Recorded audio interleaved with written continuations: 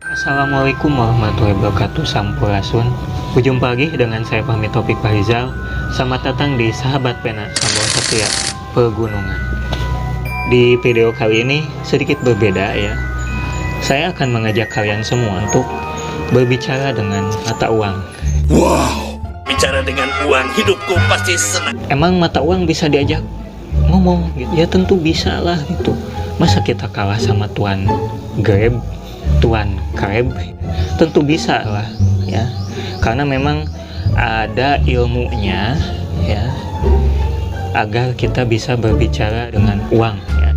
Coba kamu tanya ya, sama seperti yang dilakukan tuan Krab. Selamat pagi. Good morning, my darlings. Good morning, Mr. Crab. Di dalam sejarah ada ilmu pengetahuan yang dapat kita gunakan untuk berkomunikasi dengan uang ya, terutama uang kuno ya. Mungkin sobat ada yang tahu, coba ngacung-ngacung. Saya ingat-ingat lupa atau lupa-lupa ingat ya. Namanya itu numis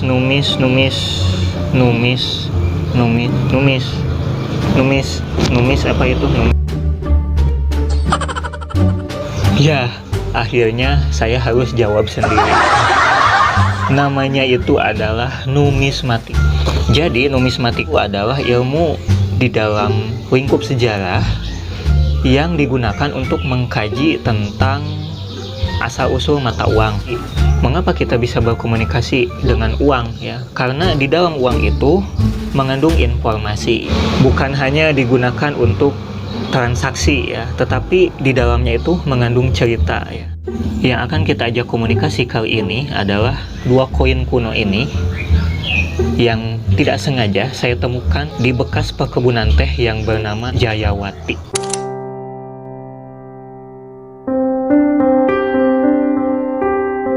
Jadi menurut dokumen yang saya dapatkan dari Arsip Nasional ya, diberitakan dalam surat kabar yang bernama Yapase Koran ya, tahun 1898. Di sana tertulis Asamti Ondernaming Jayawati ya. Ini didirikan tahun 1898 bulan Maret ya. Administrator pertamanya itu adalah Christian George Khan atau C.G. Khan ya. Jayawati ini yang sekarang lokasinya itu berada di Gunung Galunggung, Tasikmalaya. Koin ini saya temukan tahun 2020 ya, atau 3 tahun yang lalu ya, di sebuah makam yang memang ada di sana, peninggalan Belanda, namanya itu Nyaribut. Ada yang mengatakan beliau ini adalah seorang putri Tionghoa ya, seperti itu, karena perkebunan teh ini pernah diusahakan oleh bangsa Tionghoa juga, bukan hanya bangsa Belanda saja ya. Ini ternyata koin Hindia Belanda ya, nominalnya itu 1 sen.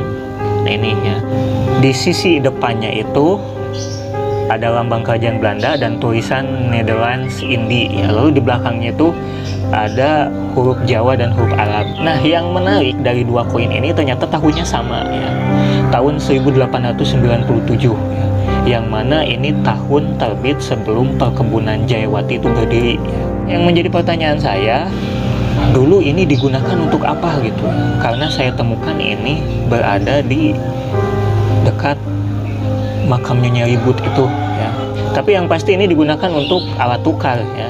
Karena saya yakin ketika beberapa tahun perkebunan itu berdiri, ini digunakan untuk upah para pekerja ya. Contohnya kayak pemetik teh dan sebagainya ya, seperti itu ya. Untuk mengetahui lebih lanjut tentang asal-usul koin ini di masa lalunya seperti apa, mungkin kita harus menggunakan ilmu lain ya, ilmu metafisik mungkin. Welcome back to my channel. Saya meminta maaf karena tadi ada trouble di kamera saya, sehingga saya harus berpindah posisi. Kita masih membahas tentang berbicara dengan mata uang, menelusuri jejak mata uang dua koin ini melalui ilmu metafisik. Tentunya saya tidak bisa sendiri ya. Kebetulan di samping saya ada rekan saya yang sudah lama tidak berjumpa ya, dan ini masih kerusan bawa, dan langsung saja ya, Gito. Bagaimana kabarmu, Dito? Alhamdulillah baik. Jadi kita sudah lama tidak bikin konten ya. Sudah hampir menginjak 1 sampai 2 tahun. 2 tahun. Kita terakhir bikin konten itu di Bojong Gambir. Jadi kali ini kita akan mencoba menelusuri jejak 2 koin kuno ini ya, tetapi melalui ilmu metafisik ya. Karena ini tentunya ada kenangan ya, masa lalu ya terkait koin ini. Mungkin kamu bisa lihat Secara bentuk fisik ini koin di era Belanda. Sisi lain, koin ini menggambarkan bahwa dipakai juga sebagai upah zamanan Belanda juga, terus zamanan Tionghoa juga. Karena dalam bentuk koin ini terlihat aksara-aksara mungkin Sanskerta, Jawa ya. ya Jawa, ada juga aksaranya Arab ya? iya Arab. Ini koin Hindia Belanda. Cuman kan itu perkebunan itu kan Jayawati itu kan setelah diusahakan sama pengusaha Belanda itu kan sama pengusaha Tionghoa ya. Iya, iya. Berarti ini nih bisa dikatakan sejaman ya. Iya, dikatakan sejaman. Sejaman. Kemudian koin ini juga diberikan oleh administrasi perkebunan zaman Belanda juga sebagai upah kepada pekerja. Jadi gajinya ya. Iya, gajinya berbentuk gaji. Di sisi lain juga koin ini tuh dulunya sering dilempar ke sungai yang sekarang menjadi curug.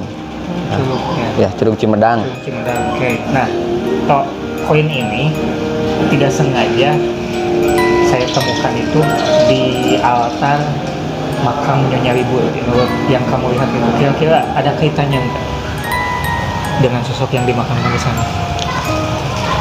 Nah, balik lagi ke yang tadi kan ini masih di zamanan tempo dulu ya, Hindia Belanda. Jadi masih adalah keterkaitannya. Entah itu dia sebagai pembuatnya, kemudian masih banyak lagi nggak bisa saya ungkapkan lebih banyak. Yang pasti ini dulunya itu digunakan sebagai alat Iya. tukar ya, atau uang ya, sesuai dengan fungsinya. Tapi ada yang menariknya itu pernah dilempar gitu ya, Iya. sebagai sebuah tradisi itu ke sumber mata air atau Iya. ke sungai gitu. Nah, terakhir atau menurut kamu, kalau tradisi seperti itu ya, melempar koin itu kira-kira itu untuk apa sih gitu? Jadi sebagai feedback untuk kalau sekarang mah disebutnya, kalau di Islam ya disebutnya tuh rasa syukur, bentuk rasa syukur. Jadi berbentuknya Persembahan. ya, berbentuknya persembahan.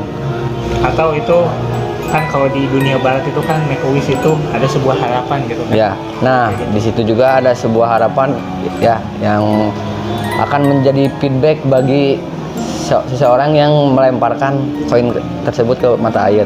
Ya. Jadi pada intinya gitu sobat, itu menurut ilmu metafisik ya. Ya. Karena kita coba untuk menggali ini, kalau sebelumnya itu sesuai dengan sejarahnya gitu ya, kita tadi mencoba menggalinya itu dengan ilmu yang berbeda lagi gitu. Iya. Anda percaya dengan hal ini atau tidak, itu kembali lagi ke masing-masing. Pada intinya ya, dengan adanya temuan ini semoga kita dapat belajar sejarah gitu, menghargai tentang masa lalu gitu kan, lalu juga jangan melupakan sejarah ya. Apalagi ini kan ini di masa penjajahan Belanda ya, ini merupakan bukti upah ya, di masa penjajahan saat itu di perkebunan Jayawati ya.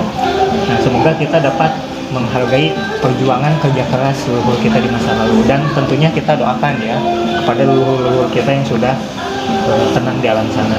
Itu saja untuk penelusuran kita kali ini ya tentang berbicara dengan mata uang.